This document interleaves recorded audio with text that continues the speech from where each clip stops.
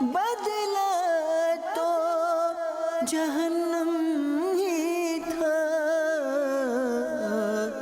میں تو جاتا مجھے سرکار نے جانے نہ دیا۔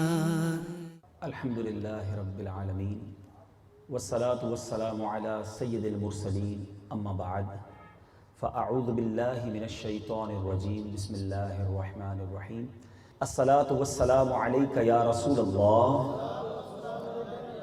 وعلی آلک واصحابک یا حبیب اللہ۔ الصلاة والسلام علیک یا نبی اللہ وعلی آلک واصحابک یا نور اللہ۔ میرے میٹھے اور پیارے اسلامی بھائیوں اور مدنی چینل کے ناظرین، درود پاک پڑھنے کے بے شمار فضائل و برکات ہیں۔ کبھی کبھی جب درود پاک کے فضائل پڑھتے ہیں اور سنتے ہیں نا، تو یہ سمجھ نہیں آتا کہ درود پاک کس کس جگہ کام آتا ہے۔ یعنی یوں کہا جائے کہ وہ کون سا معاملہ ہے، وہ کون سی مشکل ہے، وہ کون سی پریشانی ہے جس میں درود پاک جو ہے وہ ایک حل کا کردار ادا نہیں کرتا۔ اتنے فضائل، اتنے واقعات۔ اب ہو سکتا ہے یہاں بہت سارے اسلامی بھائی ہوں، مشکلیں ہوتی ہیں، پریشانیاں ہوتی ہیں، پریشانیوں میں ہم بعض اوقات دنیا والوں کے پاس جاتے ہیں۔ آئیے میں نبی پاک علیہ السلام کی ایک بڑی خوبصورت حدیث پاک پیش کرتا ہوں۔ میرے آقا مدینے والے مصطفیٰ صلی اللہ علیہ وسلم نے فرمایا، من عسر علیہ شیء، میرے آقا نے فرمایا جس پر کوئی مشکل درپیش ہو، کوئی پریشانی آ جائے، اس کو کیا کرنا چاہیے؟ فرماتے ہیں فَلْيُكْثِرْ مِنَ الصَّلَاةِ عَلَيَّ، اسے چاہیے کہ وہ مجھ پر کثرت کے ساتھ درود پاک پڑھے۔ اچھا جب یہ کرے گا تو کیا ہوگا؟ آگے نبی پاک علیہ السلام فرماتے ہیں فَإِنَّهَا تُحِلَّ الْعُقَدَ وَتَكْشِفُ الْكُرَبَ، میرے آقا فرماتے ہیں جب یہ وہ کرنا شروع کرے گا، درود پاک پڑھتا رہے گا، یہ درود پاک اس کی مصیبتوں اور بلاؤں کو ٹال دے گا۔ کیونکہ مجھ پر درود پاک پڑھنا، حدیث کا خلاصہ ہے، درود پاک پڑھنا مصیبتوں اور بلاؤں کو ٹالنے والا ہے۔ اب جب بھی پریشانی میں ہونا، آپ اس کو ایگزام کر کے دیکھ لیں، اس کو تجربہ کر کے دیکھ لیں، درود پڑھتے چلے جائیں، انشاءاللہ برکتوں کا ظہور ہونا شروع ہو جائے گا۔ اس حدیث کے تحت بہت سارے واقعات بیان کیے جا سکتے ہیں۔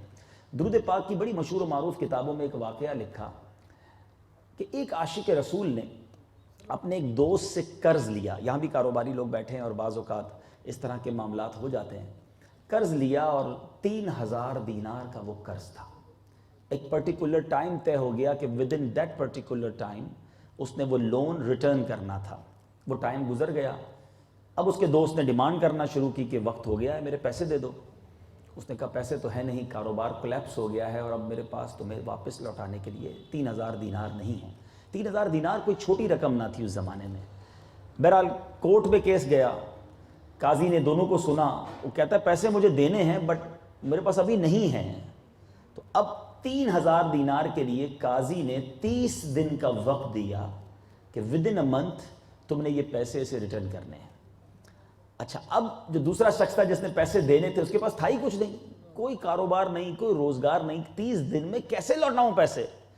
علماء نے لکھا کہ ہو سکتا ہے اس نے یہ حدیث پاک سنی ہو جو ابھی میں نے بیان کی کہ جب مصیبت میں ہو، پریشانی میں ہو تو درود پڑھو، درود سے مصیبتیں دور ہو جاتی ہیں۔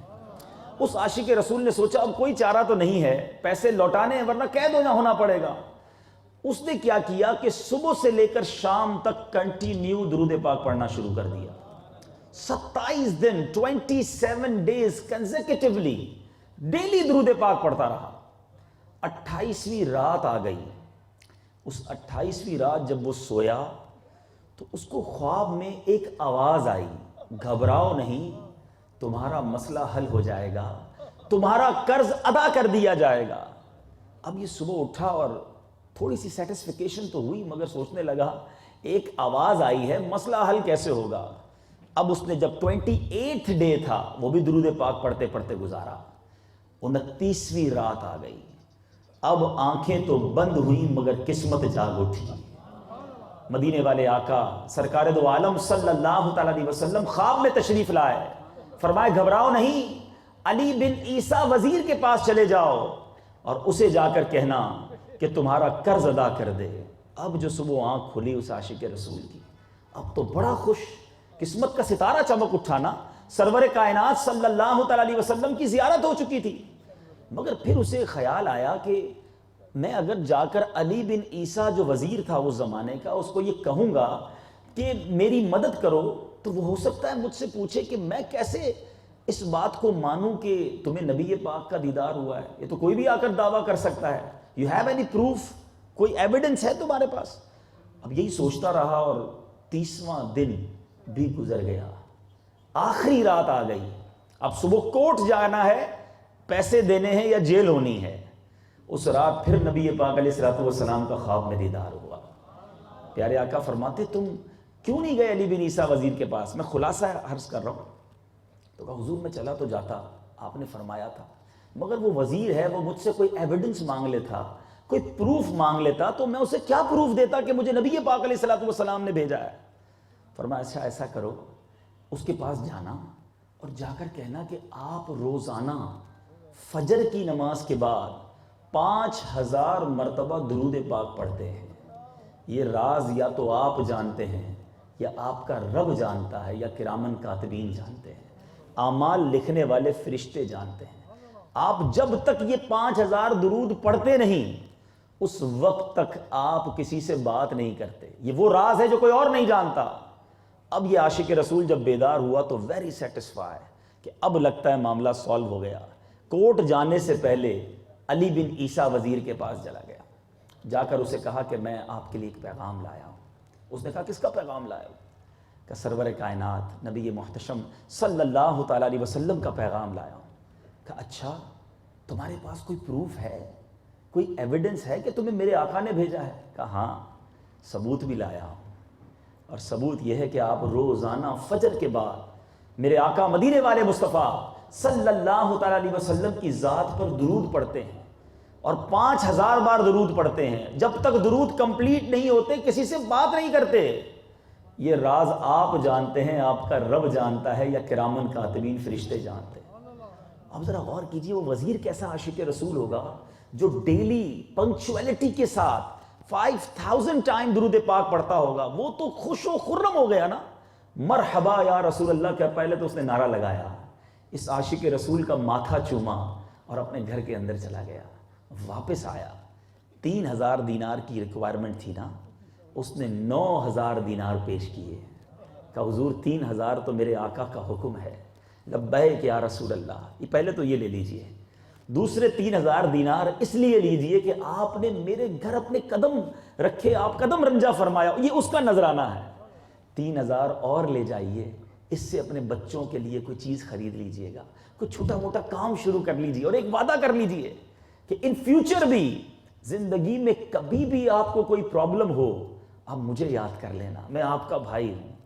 اب یہ دیوانہ خوشی خوشی کوٹ میں پہنچا. اچھا اس کوٹ میں may be everybody expecting over there, وہاں ہر بندہ یہ سوچ رہا ہوگا کہ اب تو اس نے آ کر کہنا ہے پیسے ہی نہیں ہیں اور قید ہو جانا ہے.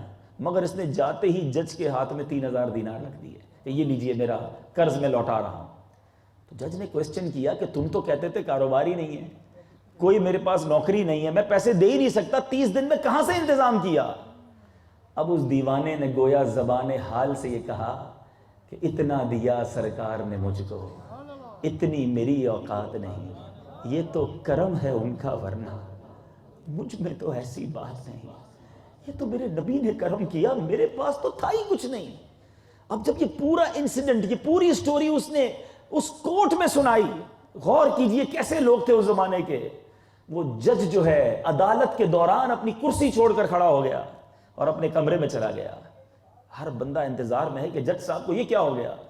تھوڑی دیر بعد وہ جج واپس آتا ہے اور اس دیوانے کے ہاتھ میں 3000 دینار دے کر کہتا ہے سارا ثواب علی بن عیسیٰ لے جائے, تمہارا قرض میں ادا کروں گا, میں بھی اپنے آقا کا غلام ہوں. اب اس دیوانے نے جس نے کورٹ میں کیس کیا تھا اس کو پیسے دے دیے کہ لو بھائی اب تم پیسے لے لو. وہ سارا واقعہ سن رہا تھا, کہتا ہے سنو قلم اور دوات منگائی جائے, میں آج اس عاشق رسول کو اپنا قرضہ معاف کرتا ہوں, میں بھی اپنے آقا کا غلام ہوں. اچھا اب اس عاشق رسول نے وہ 3000 دینار جج کو واپس دے دیے کہ حضور آپ نے تو مجھے دیے لیکن وہ قرضہ ہی معاف کر دیا. تو کہا جو پیسے سرکار کے نام پہ نکال دیے واپس نہیں لیتا, یہ تم لے کر اپنے گھر والوں کے پاس چلے جاؤ. اب ذرا غور کیجئے گا کہ رات صبح ہونے سے پہلے تک جو شخص 3000 دینار کا مقروض تھا اب 12000 دینار لے کر خوشی خوشی اپنے گھر والوں کے پاس جا رہا ہے. جبھی تو شاعر لکھتا ہے نا، دکھوں نے تم کو جو گھیرا ہو تو درود پڑھو، دکھوں نے تم کو جو گھیرا ہو تو درود پڑھو، جو حاضری کی تمنا ہو تو درود پڑھو. آج ہمارا پرابلم یہی ہے، ہم پرابلم میں آتے ہیں نا، ہم دنیا والوں کو ڈھونڈتے ہیں، ہم سورسفل پرسنالٹیز کو ڈھونڈتے ہیں، ہم جناب دنیا میں ایسے لوگوں کو تلاش کرتے ہیں جو میری اس مشکل کو حل کر دیں. ارے جس کے مشکل کشا ہوں، ایسے پیارے آقا موجود ہوں، وہ انہیں یاد نہیں کرتا. ارے امتی آقا کو پکار کر تو دیکھے، ان کی بارگاہ سے لو لگا کر تو دیکھے، درود پاک کی کثرت کر کر تو دیکھے، پھر دیکھو کیسے مدینے سے کرم کی بدلیاں آتی ہیں. شاعر لکھتے ہیں نا، فریاد امتی جو کرے حال زار میں، فریاد امتی جو کرے حال زار میں، ممکن نہیں کہ خیر بشر کو خبر نہ ہو، واللہ وہ سن لیں گے، فریاد کو پہنچیں گے. اتنا بھی تو ہو کوئی جو آہ کرے دل سے. ارے پکاریے تو صحیح. میرے آقا تو وہ ہیں، مسجد نبوی شریف میں ایک بار ایک منبر پر میرے آقا بیٹھ کر خطبہ دے رہے تھے. صحابہ کرام بیٹھے ہوئے، حدیث کی کتابوں کے الفاظ بیان کر رہا ہوں. حدیث کے الفاظ ہیں کہ جس طرح بچہ بلک بلک کر روتا ہے، مسجد نبوی شریف میں اس طرح رونے کی آواز آنے لگی. صحابہ حیران ہیں کہ کون رو رہا ہے. نبی پاک منبر سے اترتے ہیں اور ایک لکڑی کے سوکھے تنے کو جا کر سینے لگا لیتے ہیں. یہ وہ تنا تھا جس سے میرے آقا پہلے ٹیک لگا کر خطبہ دیا کرتے تھے. اب منبر بن گیا تو نبی پاک منبر پر بیٹھ کر خطبہ دینے لگے، اور پھر نبی پاک نے خود اس کی بارے میں بتایا. حدیث کا خلاصہ ہے کہ یہ تنا چونکہ اب میں نے اس کو ٹیک لگانا چھوڑ دیا تھا، میرے فراق میں رو رہا تھا. فرمایا کہ اگر میں اسے دلاسا نہ دیتا تو قیامت تک روتا رہتا. بڑی تفصیل ہے اس واقعے کی، مگر جو میں اشارہ دینا چاہ رہا ہوں کہ جو آقا تنے کو روتا دیکھیں تو سینے لگا لیں. امتی روئے اور انہیں پکارے تو کیوں نہ سینے لگائیں گے، کیوں نہ مشکل کشائی فرمائیں گے. بس ہمیں نبی پاک سے اپنا کنیکشن مضبوط رکھنا ہے. درود پاک کی کثرت کرتے رہیے. آئیے مل کر جتنے اسلامی بھائی یہاں موجود ہیں محبت کے ساتھ با آواز بلند درود پاک پڑھ لیجئے. صلو علی الحبیب صلی اللہ تعالی علی محمد صلی اللہ علیہ وسلم. آج میں سرور کائنات علیہ الصلوۃ والسلام کی ایک مبارک عادت آپ کے سامنے رکھنا چاہتا ہوں، اور اس امید کے ساتھ کہ ہم اس اجتماع میں آئے ہیں، میں یہ چاہتا ہوں کہ آج یہ ایک میسج لے کر جائیں کہ سرور کائنات علیہ الصلوۃ والسلام کی یوں تو ہر عادت، ہر ادا نرالی ہے، اور اوصاف اتنے ہیں کہ ہماری تو اوقات بھی نہیں. ہم کیا بیان کریں، دنیا بیان کرتی چلی آ رہی ہے. مور دین 1400 ایئرز ہو چکے ہیں سرور کائنات علیہ الصلوۃ والسلام کی سیرت لکھی جا رہی ہے، تو مختلف لائبریریاں بھر چکی ہیں، مگر بات یہ ہے زندگیاں ختم ہوئیں اور قلم ٹوٹ گئے. زندگیاں ختم ہوئیں اور قلم ٹوٹ گئے. آقا تیرے اوصاف کا ایک باب بھی پورا نہ ہوا.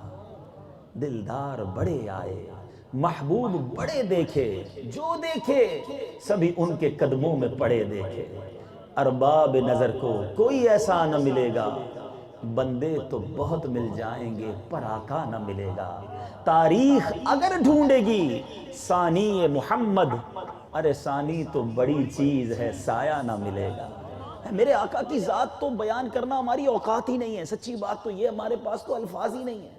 بس چل لکھا لائیں ثنا خانوں میں چہرہ تیرا. اس نیت سے ایک عادت کریمہ، بڑا خوبصورت واقعہ حضرت ابو ہریرہ رضی اللہ تعالیٰ عنہ بیان کرتے ہیں. ابو داؤد شریف میں یہ حدیث شریف موجود ہے کہ ایک حبشی عورت نبی پاک علیہ الصلوۃ والسلام کی مسجد میں صفائی کیا کرتی تھی.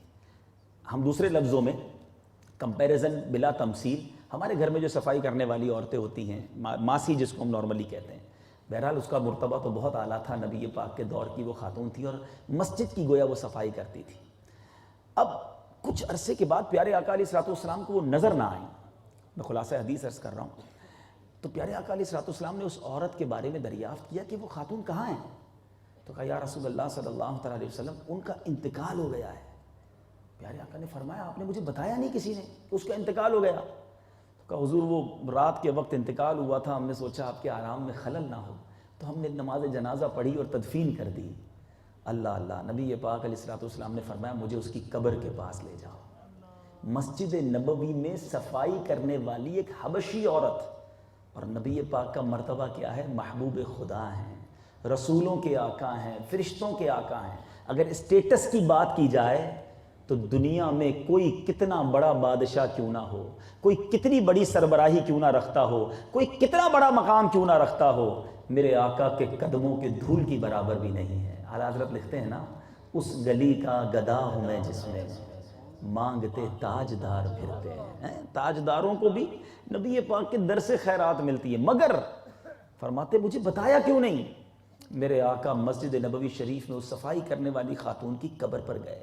وہاں جا کر میرے آقا نے خود دوبارہ نماز جنازہ ادا کی اور فرمایا یہ قبریں ان قبر والوں کی ظلمت اور تاریکی سے بھری ہوئی ہیں، اور بے شک اللہ تعالیٰ میری ان پر پڑھی گئی نماز جنازہ کی بدولت ان کی قبروں کو روشن فرما دے گا. اب میرے میٹھے اسلامی بھائیوں، اس واقعے سے سیکھنے کو کیا ملا؟ ویسے تو بہت ساری باتیں اس واقعے کے تحت بیان کی جا سکتی ہیں، مگر جو آج میرا ٹاپک ہے اور جس پر میں نے کہا نا کہ میں آج ایک عادت مصطفیٰ صلی اللہ علیہ وسلم پر کچھ عرض کرنے آیا ہوں، اور وہ یہ ہے، اتنا بڑا مقام ہے، اتنی جس کو کہیں کہ عزت اور مرتبہ ہے، مگر اپنے غلاموں پر شفقت کیسی ہوتی تھی. ایک غریب کے بارے میں پتہ چلا کہ اس کی تدفین ہو گئی ہے، اس کی قبر پر پہنچ جانا. اور یہ نبی پاک کی سیرت کا ایک واقعہ نہیں.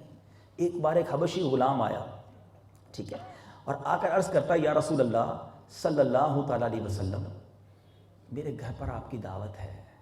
غلام ہے، غریب ہے، اور کہتا یا رسول اللہ آپ کی دعوت میں چند کھجوریں اور پرانی چربی ہے میرے پاس، وہ آپ کو پیش کروں گا. مینیو بھی بتا دیا اور غریب بھی ہے. نبی پاک اس کے گھر بھی تشریف لے گئے. ذرا غور کیجئے، رب کے محبوب ہیں. مقام بیان کرنے جاؤں تو کئی بیان درکار ہیں، بیان ختم ہو جائیں گے، وہ مقام ہے، مگر غلاموں کے ساتھ ایٹیٹیوڈ ایسا ہے. ایک بار سرور کائنات علیہ الصلوۃ والسلام کو دیکھ کر ایک شخص کانپنے لگا، روب نبوت سے کانپنے لگا. میرے آقا علیہ الصلوۃ والسلام فرماتے ہیں گھبراؤ نہیں، میں بادشاہ نہیں ہوں، میں تو ایک قریشی عورت کا بیٹا ہوں جو سوکھا ہوا گوشت پکا کر کھایا کرتی ہے. یعنی اپنے آپ کو اتنا ہمبل، اتنا ڈاؤن ٹو ارتھ رکھنا، اس سرور کائنات علیہ الصلوۃ والسلام کی کیسی انکساری. ایک طرف مقام یہ ہے اور ایک طرف انداز یہ ہے. ایک بار نبی پاک علیہ الصلوۃ والسلام کی گویا دودھ شریک بہن، رضائی بہن پیارے آقا علیہ الصلوۃ والسلام کے پاس آئیں. حلیمہ سعدیہ رضی اللہ تعالیٰ عنہ کی وہ دختر تھی شیمہ، آ کر کہتی یا رسول اللہ میں آپ کی رضائی بہن ہوں. نبی پاک علیہ الصلوۃ والسلام نے کیا کیا؟ ان کے لیے اپنی چادر زمین پر بچھا دی، نہایت عزت کے ساتھ بٹھایا اور فرمایا میں تمہارا بھائی ہوں، اے میری بہن میرے پاس رہو گی یا اپنے گھر جاؤ گی، اپنے قبیلے میں جاؤ گی؟ کہتی حضور میں اپنے قبیلے میں جانا پسند کروں گی. ابھی وہ مسلمان نہیں ہوئی تھی، یاد رکھیے گا. نبی پاک سے ملاقات ہو رہی ہے، رضائی بہن، رشتہ دار نہیں تھی، وہ ایک دائی حلیمہ رضی اللہ تعالیٰ عنہ کی بہن ہیں. لیکن جب پتہ چلا کہ وہاں سے آئی ہے، میرے آقا نے اپنی چادر بچھائی اور جب کہا کہ میں اپنے قبیلے جانا چاہتی ہوں، نبی پاک علیہ الصلوۃ والسلام نے ایک کنیز، ایک غلام اور بھیڑ بکریوں کا ریور انہیں عطا فرما دیا کہ یہ بھی آپ اپنے ساتھ لے جائیں. نبی پاک کا حسن سلوک دیکھا. پہلی ملاقات میں وہ دودھ شریک بہن جو ہے وہ کلمہ پڑھ کر مسلمان ہو گئی.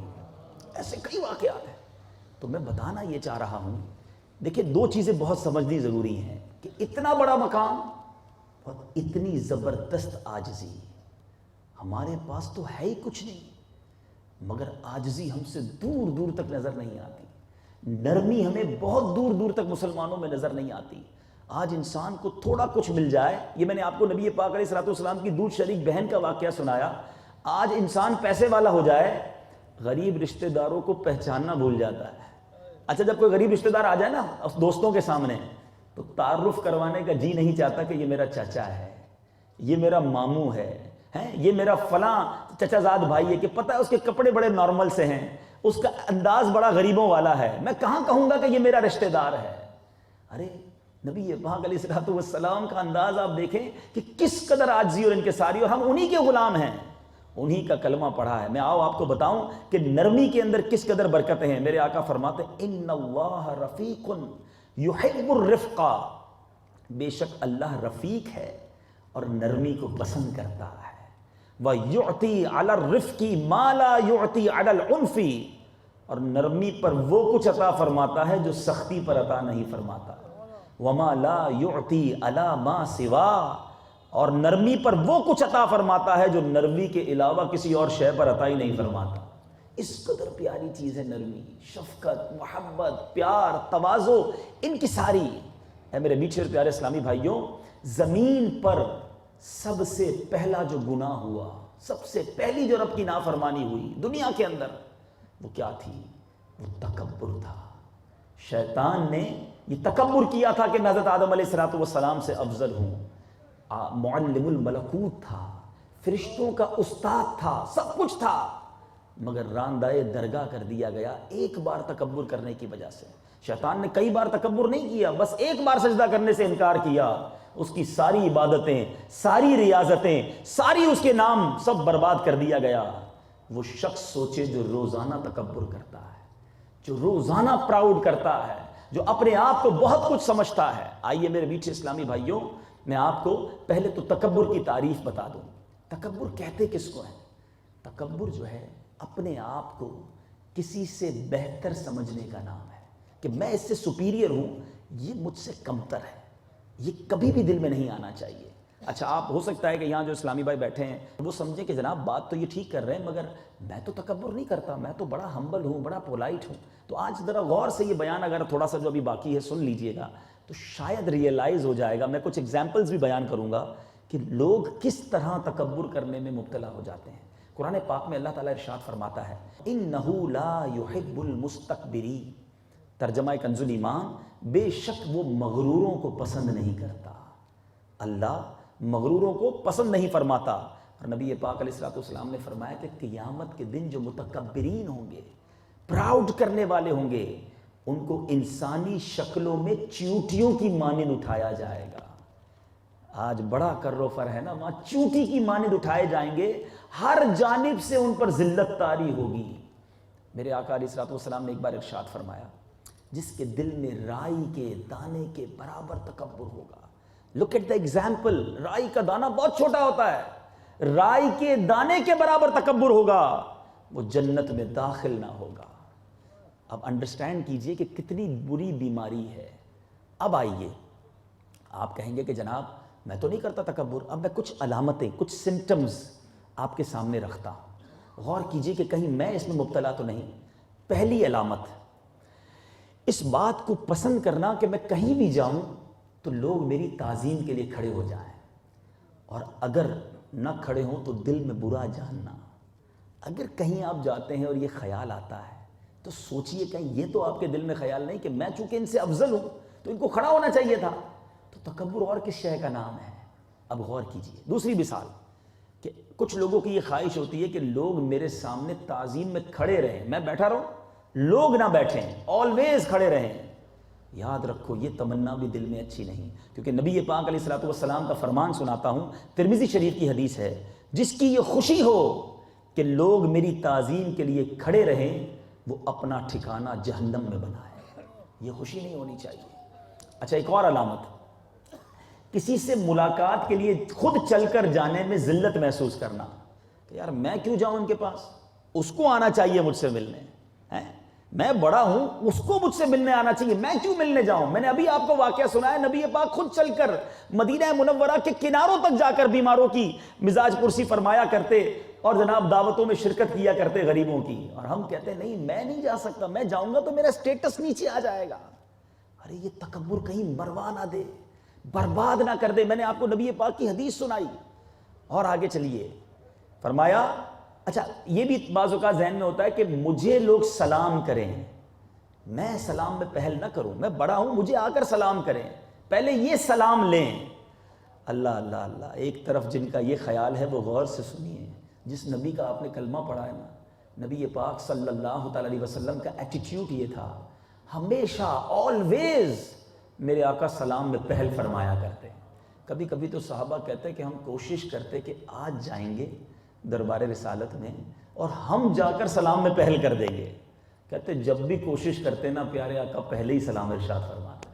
اور اب جو میں بات کرنے جا رہا ہوں نا، آپ سب کے ایمان کو تازہ کر دے گی۔ طبیعت اچھی ہو جائے گی آپ کی انشاءاللہ۔ بات یہ ہے کہ علماء کہتے ہیں چونکہ نبی پاک علیہ الصلوۃ والسلام کی یہ عادت ہے نا کہ سلام میں پہل فرماتے، آج بھی جب کوئی غلام روضہ رسول پر جاتا ہے، سنہری جالیوں پر حاضری دیتا ہے، اس سے پہلے کہ وہ غلام دربار رسالت میں سلام پیش کرے، وہ نبیوں کے تاجدار کرم فرماتے ہوئے خود سلام پہلے فرما دیتے ہیں۔ ان کی عادتیں ایسی اور ہماری عادتیں کیسی ہیں؟ جن کا غلام کہلاؤں ان کے طریقے پر عمل نہ کروں، یہ تکبر کبھی بھی دل میں نہیں آنا چاہیے۔ کیوں میں یہ سوچتا ہوں کہ مجھے لوگ پہلے سلام کریں؟ روایتوں میں آتا ہے جب دو مسلمان ملتے ہیں، جو سلام میں 100 رحمتیں نازل ہوتی ہیں، جو سلام میں پہل کرتا ہے اسے 90 رحمتیں مل جاتی ہیں۔ ہمیں تو لالچ ہونی چاہیے کہ میں سلام میں پہل کروں۔ اچھا پھر کوئی غریب مسکین پرانے کپڑوں والا ہمارے درمیان قریب بیٹھ جائے تو لوگ اس کو اچھا فیل نہیں کرتے، یار یہ کدھر میرے برابر میں بیٹھ گیا، کھڑے ہو جاؤ، لوگ کھڑا کر دیتے، بھائی ادھر سے اٹھے، آپ کی جگہ نہیں، آپ ادھر بیٹھے۔ توبہ توبہ توبہ، کیا آپ جانتے ہیں کہ اس کا کیا مرتبہ ہو سکتا ہے اللہ کی بارگاہ میں؟ ہم نہیں جانتے۔ یاد رکھیں اللہ تعالیٰ نے اپنے اولیاء کرام کو بندوں میں چھپا کر رکھا ہے۔ میں آپ کو بنی اسرائیل کا ایک واقعہ سناؤں۔ بنی اسرائیل میں ایک بہت بڑا عبادت گزار اتنی عبادت کرتا تھا کہ ایک رحمت کا بادل اس کے اوپر ہر وقت سایہ کرتا، وہ جدھر جاتا بادل ساتھ جاتا، اتنا عبادت گزار۔ اور ایک بڑا گناہ گار، اس نے سوچا میں نے اتنے گناہ کر لیے، کتنی خطائیں کر لی، اب اللہ سے معافی مانگ لوں۔ اس نیت کے ساتھ اس نے سوچا کہ وہ جو نیک آدمی ہے نا، جس کے سر پر بادل رہتا ہے، میں اس کے ساتھ بیٹھ جاتا ہوں، اس پر تو رحمتیں برستی رہتی ہیں، تھوڑی مجھ پر بھی برس جائیں گی۔ اس نیت کے ساتھ وہ گناہ گار مسکین عاجزی انکساری کے ساتھ جا کر اس نیک آدمی کے برابر میں بیٹھ گیا۔ بڑی اچھی نیت، اس کی انٹینشن بڑی سالڈ تھی، بڑی اچھی تھی۔ اب اس نیک بندے کے دل میں خیال آیا کہ میں اتنا نیک، اتنا عبادت گزار، اور یہ ذلیل، یہ گناہ گار میرے برابر میں۔ اس نے کہا جاؤ اٹھ کر کھڑے ہو جاؤ یہاں سے۔ اس نے تکبر کیا، ادھر عاجزی تھی، ذرا غور کیجئے گا، ادھر عاجزی تھی اس بندے کے اندر، اس کے دل میں تکبر تھا۔ اللہ تعالیٰ نے اس زمانے کے نبی پر وحی بھیجی کہ جاؤ ان دونوں سے کہہ دو آج کے بعد اپنے اعمال دوبارہ سے شروع کریں۔ گناہ گار کے سارے گناہ عاجزی کی وجہ سے معاف کر دیے گئے، اور نیکوکار کی تمام نیکیاں تکبر کی وجہ سے برباد کر دی گئی، نامہ اعمال زیرو ہو گیا۔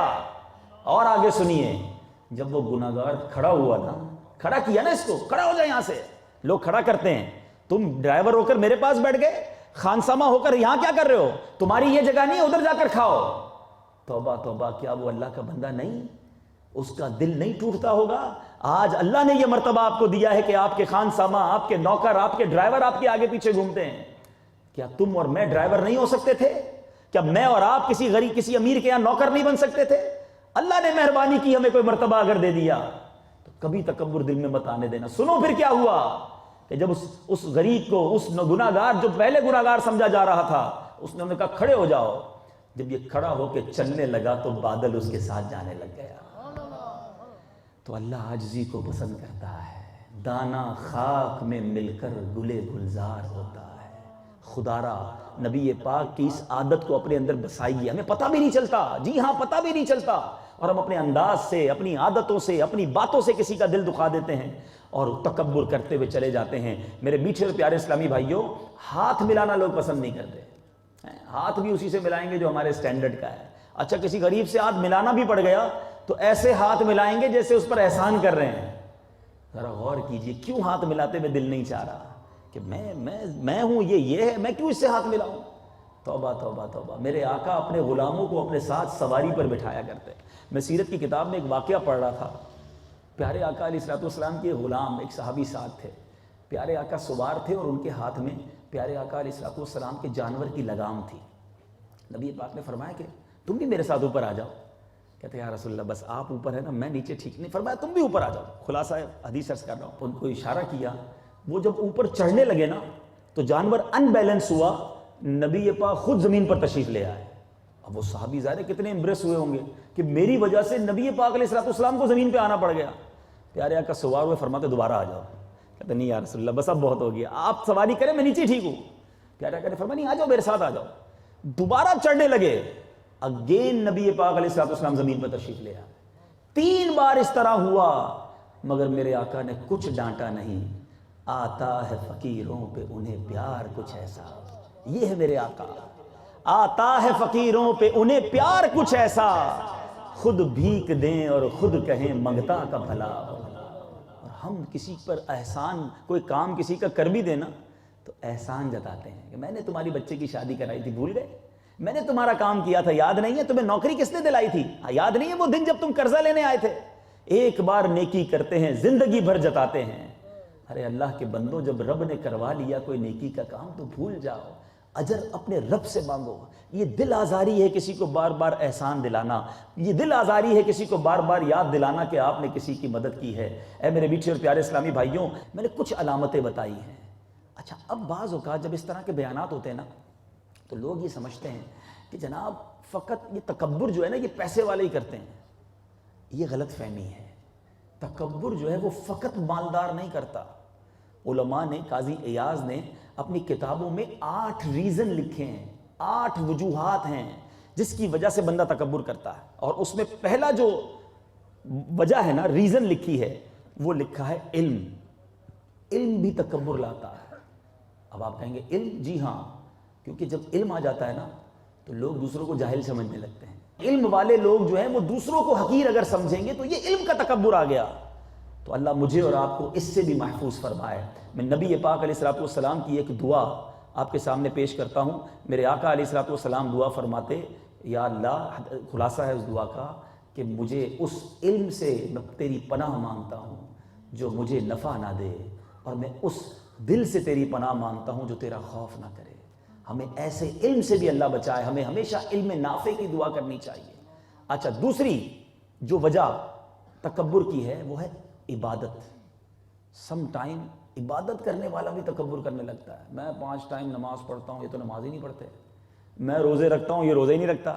میں زکوٰۃ دیتا ہوں, اس کو دیکھو اتنا پیسہ ہے, زکوٰۃ ہی نہیں دیتا. دوسروں کو حقیر جاننا شروع کر دیتے ہیں. ارے آپ کو معلوم ہے آپ کی عبادت قبول ہوئی کہ نہیں ہوئی؟ کوئی نیکی ایسی نہیں جو اللہ کی اجازت اور رب کی کرم نوازی کے بغیر نہ ہو. تو اگر کر لی ہے نیکی تو اللہ سے امید رکھے مولا قبول فرما لے. مگر آج تھوڑی سی نیکی کر کر ہمیں لگتا ہے جناب میں تو سب سے عرفہ اور اعلیٰ بن گیا. کبھی بھی ایسا نہ کیجیے میرے میٹھے پیارے اسلامی بھائیوں. یہ تکبر کتنی بری چیز ہے. بڑی انٹرسٹنگ بات میں پڑھ رہا تھا کتاب میں نے اس کو نوٹ کیا. کسی دانش مند سے, یہاں بھی بڑے بڑے انٹلیکچوئلز بیٹھے ہیں, ایک سوال کرتا ہوں آپ سے, مدنی چینل کے ناظرین سے بھی. پوچھا کیا تم کسی ایسی نعمت سے واقف ہو جس پر حسد نہ کیا جائے, اور کسی ایسی مصیبت زدہ ایسی مصیبت کو جانتے ہو کہ جس پر رحم نہ کیا جائے؟ بڑا انٹرسٹنگ کوئسچن ہے. نعمت, ہر نعمت پر حسد کیا جاتا ہے نارملی, اور ہر مصیبت زدہ پر رحم کیا جاتا ہے. تو کب بتاؤ کوئی ایسی نعمت ہے جس پر حسد نہیں کیا جاتا؟ تو بڑا زبردست اس نے جواب دیا کہ ہاں, وہ نعمت جو ہے نا وہ تواضع اور انکساری ہے. یہ انکساری جس کو مل جائے نا اس سے کوئی حسد نہیں کرتا. اور مصیبت کون سی ہے جس پر رحم نہیں کیا جاتا؟ کہا وہ تکبر ہے. کسی کو تکبر جیسی مصیبت لگ جائے اس پر رحم کرنے والا بھی کوئی نہیں ہوتا. تو بہرحال میرے میٹھے اسلامی بھائیوں, تیسری وجہ جو تکبر کی ہے علماء نے لکھی, اور وہ ہے مال. پہلی علم, دوسری عبادت, اور تیسری وجہ ہے مال. پیسہ آ جاتا ہے, انسان سمجھتا ہے اب میں بہت کچھ بن گیا ہوں, اب لوگ جناب میری باتیں ماننے لگ گئے ہیں. ہمیشہ یاد رکھیے گا جس کو بھی اللہ نے مال دیا ہے یہ رب نے دیا ہے, یہ جب چاہے واپس لے سکتا ہے. آپ نے کئی امیروں کو کنگال ہوتے دیکھا ہوگا, پتہ بھی نہیں چلتا, سب کچھ ہاتھ سے چلا جاتا ہے. ہمیشہ ہمبل رہیے, پولائٹ رہیے, مال کا صحیح استعمال کرتے رہیے, حرام روزی سے بچتے رہیے, ورنہ ایسا نہ ہو کہ اگر اس مال پر تکبر کر بھی لیا تو کہیں بارگاہ الہی میں ذلت و رسوائی کا سامنا کرنا پڑے. ہم بڑے ویسے عجیب لوگ ہیں دنیا میں. آپ کو جب کوئی تحفہ دیتا ہے تو آپ کیا کرتے ہیں؟ اس کا شکریہ ادا کرتے ہیں, بڑی مہربانی, تھینک یو ویری مچ. زیادہ تحفہ دے دے تو آپ کہتے ہیں یار یہ بندہ بڑا اچھا ہے, ہمیشہ میرا خیال رکھتا ہے, یہ ناراض نہیں ہونا چاہیے. لیکن عجیب بات یہ ہے کہ جو رب ہمیں نعمتیں دیتا ہے وہ نعمتیں بڑھاتا ہے, ہم خطائیں بڑھاتے ہیں. عقل کیا کہتی ہے سچ بتاؤ؟ غریب تھا تو تھوڑے گناہ تھے, امیر ہوا تو نافرمانیاں بڑھ گئیں. ارے عقل تو یہ کہتی ہے کہ ادھر سے نعمتیں بڑھتی, ادھر سے سجدے بڑھتے ہیں. وہ عطائیں بڑھاتا, میں شکر بڑھاتا. وہ کرم نوازی بڑھاتا، میں اس کی بارگاہ میں التجائیں اور شکر بڑھاتا، خیرات بڑھاتا۔ مگر ہم بڑے عجیب لوگ ہیں، رب نعمتیں دیتا جاتا ہے، ہم نافرمانیاں بڑھاتے جاتے ہیں۔ یہ عقل مندی نہیں ہے۔ جس کو جتنا رب نے نوازا ہے اس کو اتنی رب کی فرما برداری کرنی چاہیے، اتنا اس کا شکر ادا کرنا چاہیے۔ ایک اور سبب میرے میٹھے اور پیارے اسلامی بھائیوں، اور وہ جو ہے وہ ہے منصب۔ جب کسی کو کوئی عہدہ مل جائے، منصب مل جائے، تو وہ جناب کر و فر میں آ جاتا ہے۔ ارے یہ سیٹ، یہ عہدہ تو کچھ دنوں کا ہوتا ہے، اگر تکبر کی وجہ سے جنت سے باہر کر دیا گیا تو کیا کرو گے؟ اچھا پھر دولت مند ہو اور عاجزی کرے تو کتنی پیاری فضیلت ہے۔ نبی پاک علیہ الصلوۃ والسلام نے فرمایا خوشخبری ہے اس شخص کے لیے جو تنگ دستی نہ ہوتے ہوئے تواضع کرے اور اپنا مال جائز کاموں میں خرچ کرے اور محتاج و مسکین پر رحم کرے اور اہل علم و فقہ سے میل جول رکھے۔ یعنی پیسہ بھی ہے اور پھر عاجزی ہے نا، اصل کمال یہ ہے۔ اور اسی طرح ایک اور وجہ بعض اوقات تکبر کی ہوتی ہے، خاندان، نسب۔ میں فلاں خاندان سے، پتہ نہیں میں کس فیملی سے ہوں، میرا سر نیم یہ ہے، اس وجہ سے لوگ تکبر کرتے ہیں۔ اور جو بیچارے نارملی جس کو ایک دوسرے درجے کی فیملی کہا جاتا ہے ان کو کمتر سمجھتے ہیں۔ اللہ کی بارگاہ میں آپ نے وہ حجت الوداع کا خطبہ سنا ہوگا، کسی گورے کو، کسی کالے پر، کسی عربی کو، کسی عجمی پر کوئی فوقیت نہیں ہے۔ اس کی بارگاہ میں جو مقبول اور عزت والا ہے وہ تقوی والا ہے۔ ایک بار نبی پاک علیہ الصلوۃ والسلام نے فرمایا موسیٰ علیہ الصلوۃ والسلام کے زمانے میں دو آدمیوں نے باہم فخر کیا۔ ان میں سے ایک جو کافر تھا وہ کہتا ہے میں فلاں کا بیٹا ہوں، فلاں کا بیٹا ہوں، اپنی پشتیں گنانے لگا، 9 پشتیں شمار کرائیں کہ میں اس کا بیٹا، اس کا باپ کا نام یہ، میرے پردادا کا نام یہ، جانتے نہیں میں کون ہوں؟ اللہ تعالیٰ نے حضرت موسیٰ علیہ الصلوۃ والسلام کی طرف وحی بھیجی، اس سے فرما دیجئے کہ وہ 9 کی 9 پشتیں جہنم میں جائیں گی اور تم ان کے ساتھ 10ویں ہوگے۔ تکبر اتنا ناپسند ہے، میں یہ ہوں، پتہ نہیں میں کس خاندان کا فرد ہوں۔ کبھی بھی یہ نہ سوچئے گا میں سب سے برا ہوں نگاہ کرم۔ ہمارا یہ انداز ہونا چاہیے۔ بزرگوں کا انداز بڑا نرالا تھا، کسی بڑی عمر کے آدمی کو دیکھتے نا، کہتے یہ مجھ سے اچھا ہے، اتنی ساری زندگی گزار لی نا، نیکیاں زیادہ کی ہوں گی۔ کسی چھوٹی عمر کے آدمی کو دیکھتے، کہتے یہ بھی مجھ سے اچھا ہے، اس کے گناہ مجھ سے کم ہوں گے۔ اپنے آپ کو کمتر سمجھنے کے راستے وہ تلاش کرتے تھے، اور ہم ڈھونڈتے ہیں کہ کسی طرح میں سب سے اعلیٰ اور عرفہ نظر آنے لگ جاؤں اور لوگوں کو نیچا دکھاؤں۔ یہ کبھی سوچ نہیں ہونی چاہیے۔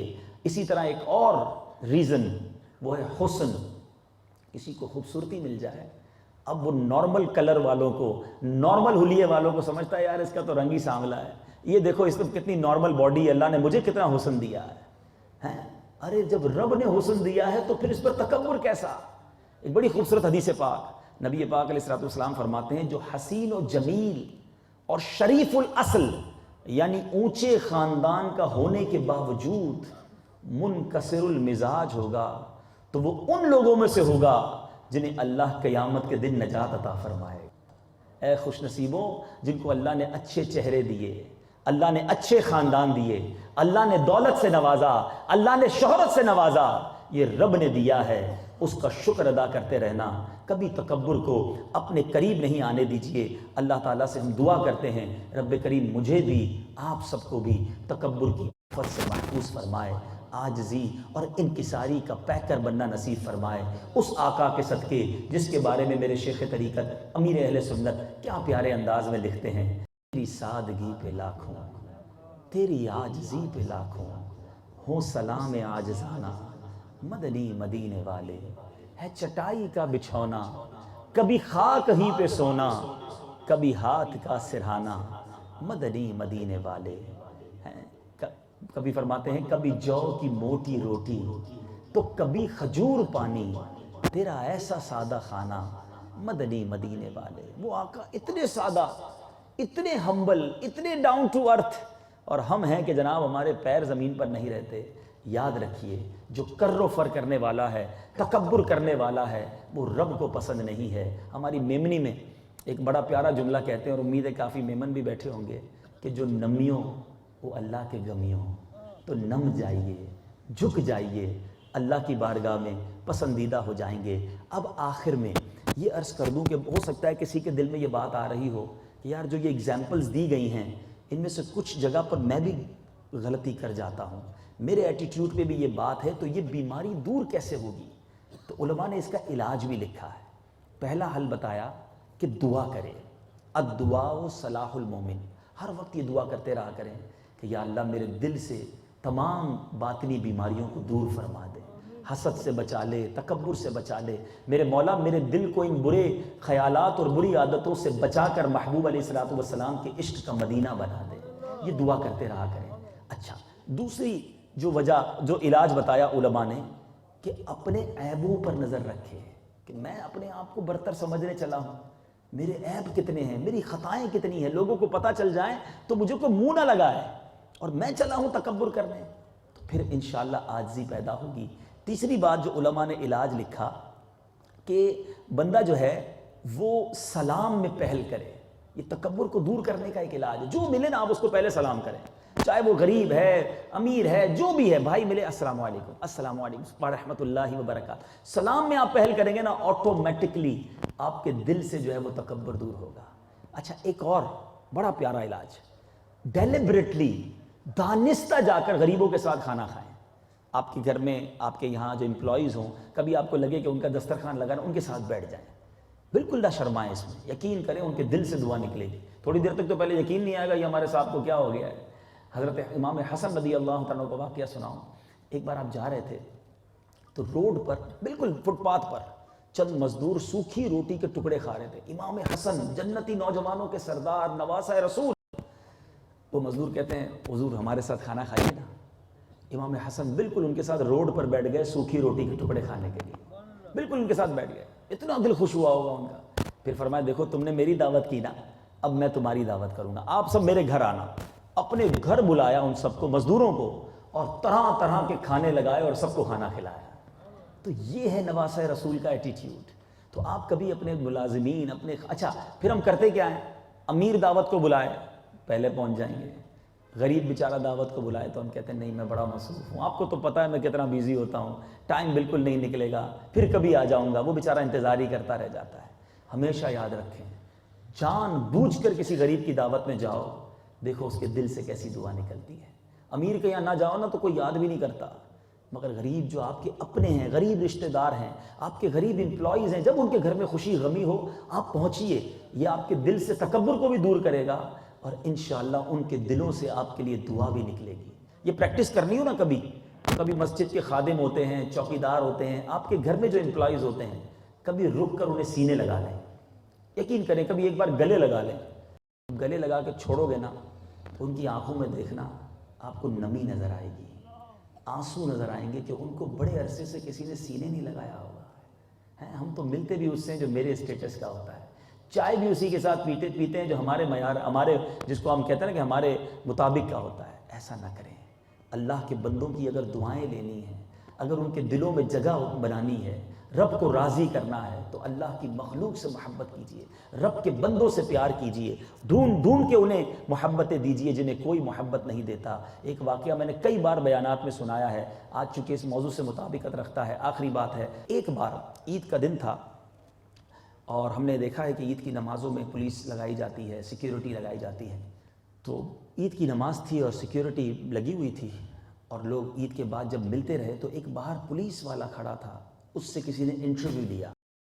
اس نے بتایا کہ میں آج عید کے دن ڈیوٹی کرنے تو آیا ہوں مگر میری بچی بیمار ہے، اسے گھر چھوڑ کر آیا ہوں. چونکہ گورنمنٹ کا حکم تھا عید کے دن بھی مجھے ڈیوٹی کرنی پڑی، بیمار بچی کو گھر چھوڑ کر آیا ہوں. ان نمازیوں نے عید کی نماز پڑھی، سب نے ایک دوسرے کو عید مبارک کہا، مجھے ایک نے بھی عید مبارک نہیں کہا. کیا میں اپنے رب کا بندہ نہیں؟ کیا میں ان کا مسلمان بھائی نہیں؟ میں ان کی ڈیوٹی کے لیے کھڑا ہوں، انہوں نے کبھی بھی مجھے سلام نہیں کیا. یقین کریں جب سے میں نے یہ واقعہ سنا ہے نا، میں جب مسجد میں جاتا ہوں کوشش کرتا ہوں باہر کبھی گارڈز کھڑے ہوتے ہیں، چوکیدار کھڑے ہوتے ہیں، پہلے ان کو سلام کیا کریں، کم از کم ان سے طبیعت پوچھا کریں. ہم اندر جا کر اتنے لوگوں سے ملتے ہیں، یہ جاتے آتے گارڈ، چوکیدار، چیکنگ کرنے والے، ہمارا دروازہ کھولنے والے، آپ کے آفس میں کئی لوگ ایسے ہوں گے، آپ ملیں ان سے، ان کی طبیعت پوچھیں. یقین کریں ان کو بڑا لطف آئے گا اور آپ کو بھی مزہ آنے لگ جائے گا. اور اللہ نے چاہا تو اگر تکبر دل میں ہوا تو یہ عاجزی میں منتقل ہونا شروع ہو جائے گا. اللہ تعالی ہم سب کو عاجزی والا اور سنتوں کا پیکر بننے کی توفیق عطا فرمائے. میرے اعمال کا